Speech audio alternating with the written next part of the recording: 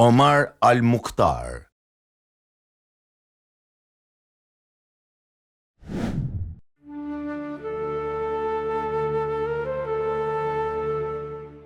Ka njerëz që lindin për të jetuar, ka njerëz që lindin për të lënë gjurmë, dhe ka njerëz të rrallë, shumë të rrallë, që lindin për të bërë diçka që bota nuk e harron kurrë. Për të treguar se dinjiteti njerëzor nuk shitet, se liria nuk dorëzohet, se njeri i vetëm me besim të patundur edhe pushk në dorë mund t'i bëjë një perandorie të tërë turpin e shekullit. Omar al-Mukhtar ishte ai njeri. Dhe kjo është historia e tij. Libia, e fundit të shekullit të 19, nuk ishte vendi i qyteteve dhe rrugëve të asfaltuara. Ishte tokë e lashtë, rëra e artë e Saharas, kodrat gëlqërore të Xhebelit, deti i kaltër i Mesdheut që prekte brigjet veriore si premtimi botës tjetër. Ishte tokë e burrave të fortë dhe grave të durueshme. Ishte tokë ku feja dhe jeta ishin e njëjta gjë. Jo dy gjëra të ndara. Edhe ishte pikërisht në këtë tokë, në rajonin e Barkës, në Libin lindore, do të lindte Omar al-Mukhtar, rreth vitit 1858. Babai i tij, quhej Mukatar ibn Omar, një burr i thjesht, beduin, nga fisi Mnifa. Familja nuk kishte pasuri të mëdha, nuk kishte tituj, nuk kishte pushtet, por kishte diçka që në atë kohë edhe në atë vend vlente më shumë se ari, kishte besim dhe kishte dinjitet. Që fëmijë, Omar u rrit mes rërës dhe shkëmbimeve. Mësoi kalërimin para se të mësonte shkronjat. Mësoi rrugët e shkretëtirës para se të mësonte hartën e botës, historitë e stërgjyshërve. Kur Omar ishte ende fëmijë, babai i tij vdiq dhe jeta e Omarit ndryshoi rrënjësisht. Pas vdekjes së babait, Omari u edukua nga një njeri që do të ndikonte gjithë jetën e tij, Sheikh Hussein al-Garjani. Në përgjithë Libin, nga deti deri në thellësitë e shkretëtirës, mësoi Kurani, jurisprudenca islame, historia, gjuha arabe. Dhe aty mësonin të varfrit, jetimët, djemtë e fiseve beduin. Aty mësoi Omar al-Mukhtar. Omar u zhyt në dije me etjen e njeriut që ka gjetur ujë pas disa ditësh nëpër shkretëtir. Mësoi Kuranin, e memorizoi plotësisht, çdo sure, çdo ajet, çdo fjalë. Mësimet e fesë islame nuk ishin për të thjesht tekste të ftohta, ishin frym, ishin kod jetese, ishin arsyeja pse njeriu qëndron në këmbë kur bota e shtyp. Mësuesi i tij, Sheikh Huseini, e pa shpejt se ky djalosh nuk ishte si të tjerët, kishte një zjarr të brendshëm. Kur lexonte me zemër. Kur dëgjonte me gjithë qenjen. Omar kreu studimet në Gjok Bubin. Mësimet e tij nuk ishin vetëm fetare, mësoi edhe histori, edhe taktik, edhe udhëheqje. Por mësimi më i madh, ai që do ta mbante gjallë në 30 vjet luftë, e mori nga vetë Kurani. Mos u dobësoni dhe mos u pikëlloni. Ju jeni të lartët nëse jeni besimtar të vërtet. Surja Al-Imran 139. Omar u bë mësues vet. Për vite me radhë udhtoi në fshatrat libiane dhe mësoi fëmijët Kuranin, gjuhën, historinë. Duart e njeriut që ishte rritur në shkretëtir mbanin librin me të njëjtën lehtësi, me të cilën do të mbanin dhe armët. Njerëzit e njihnin dhe respektonin, jo sepse kishte pushtet, por sepse kishte karakter. Dhe kur njeriu ka karakter të vërtet, historia e gjen atë, jo ai historinë. Në vitin 1911, perandoria osmane po shpërbëhej ngadalë. Isamuri e Europës, siç e quanin fuqitë e mëdha, dhe Italia, mbretëria e re, ambicioze e uritur për perandori dhe lavdi, shikonte nga jugu. Libia, me bregdetin e saj të gjatë, me tokat e saj të gjëra, me pozicionin e saj strategjik mes Afrikës dhe Europës, ishte karamele e prekshme. Politikanët italian e quajtën se atolone di sabbia, kuti me rër, menduan se do t'ishte e lehtë, menduan se do t'ishte e shpejtë.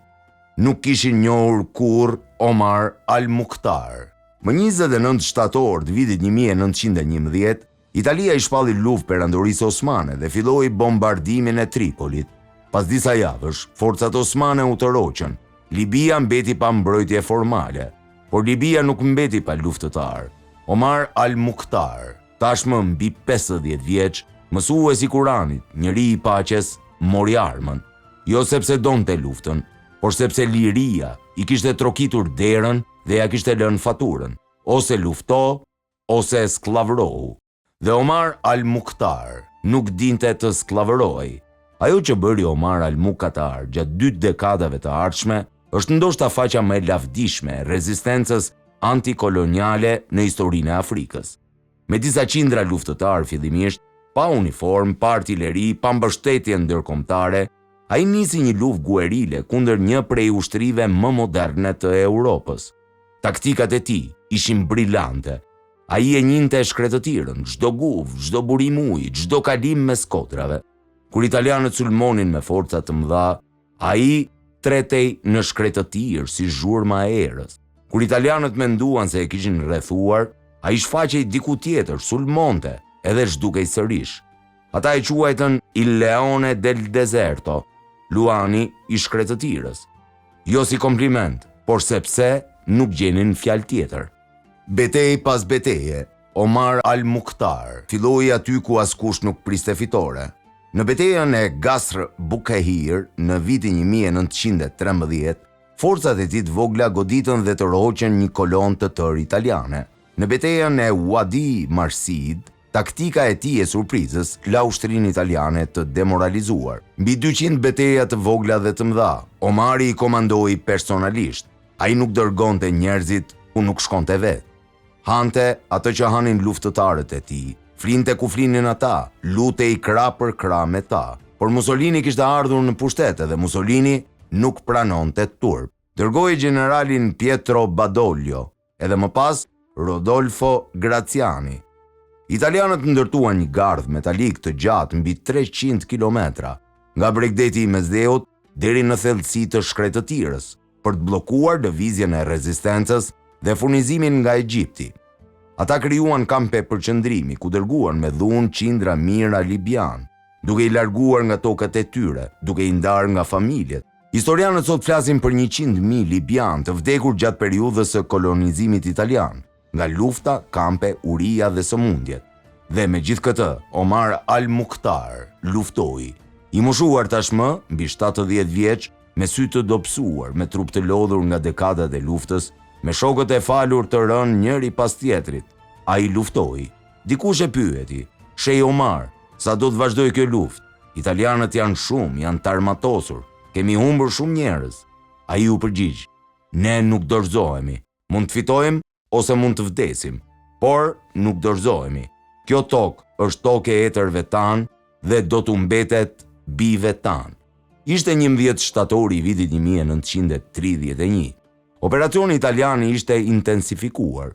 Graziani kishte shpallur shpërblim të madh për kapjen e Omar al-Mukhtar, gjallë ose vdekur. Atë ditë Omar po udhtonte me një grup të vogël luftëtarësh pranë Wadi Kuf, në rajonin e Jebel al-Aqdar, malit të gjelbër. Italianët kishin vendosur kurth. Forcat italiane sulmuan me superioritet të madh numerik. Lufta ishte ashpër dhe e shpejt. Kali Omarit u qëllua dhe ra. Omar vet u plagos në dorë. U kap. Për herë të parë në 20 vjet luftë, Omar al-Mukhtar ishte në duart e armikut. E quan në Bengazi, me zinxhir në duar, i moshuar, i plagosur, i raskapitur, por i papërkulur. Graziani e takoi personalisht. Mundoi të kuptonte, ky plak me syze, me mjekër të bardhë dhe me rroba të grisura nga lufta, si kishte mundur të mbante në këmbë një rezistencë për 2 dekada kundër një perandorie. Omar al-Mukhtar nuk i dha asnjë kënaqësi. U gjykua nga një gjykatë ushtarake italiane. Gjykimi i improvizuar, pa mbrojtje të drejtë, pa panësi.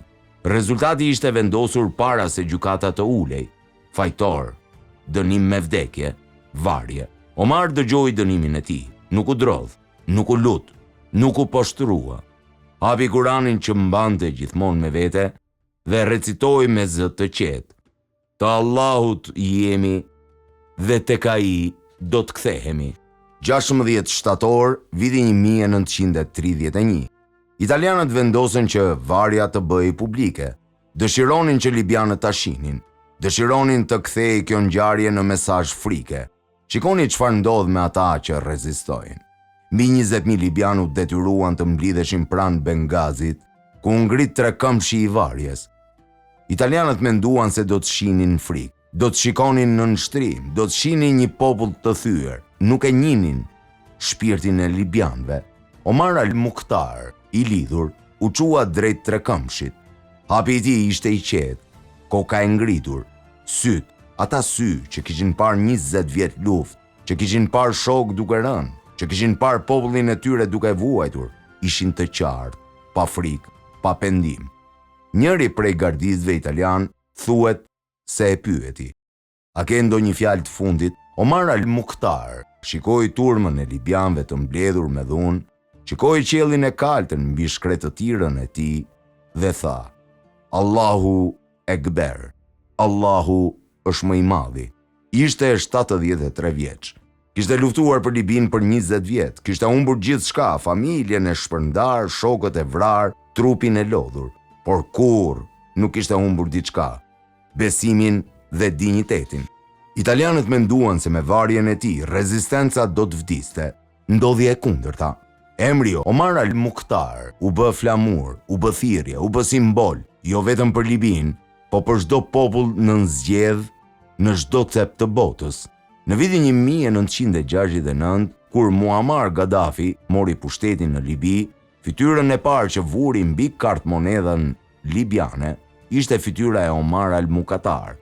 Jo e ndonjë mbreti, jo e ndonjë sultani, por e mësuesit Kuranit që kishte bërë Italinë të dridhej. Sot varri i tij ndodhet në Solluq, po aty ku u var. Popullata lokale është kujdesur gjithë këto dekada, sepse disa njerëz nuk vdesin me varjen. Disa njerëz bëhen të pavdekshëm pikërisht në atë çast. Njeriu që zgjodhi librat para armëve dhe pastaj kur liria e kërkoi, i zgjodhi të dyja. Plaku me syze dhe me mjekër të bardhë që bëri kapitenët italianë të dridheshin natën. Njeriu që tha nuk dorëzohem dhe e mbajti fjalën deri në frymën e fundit. Omar al-Mukhtar, liria nuk është dhurat, është çmim, dhe ai e pagoi çmimin e plot, pas një ankesë, pas një pendim, me Kuranin në zemër dhe qiellin e Libis mbi kokë. Luani i shkretëtirës nuk vdes kurrë.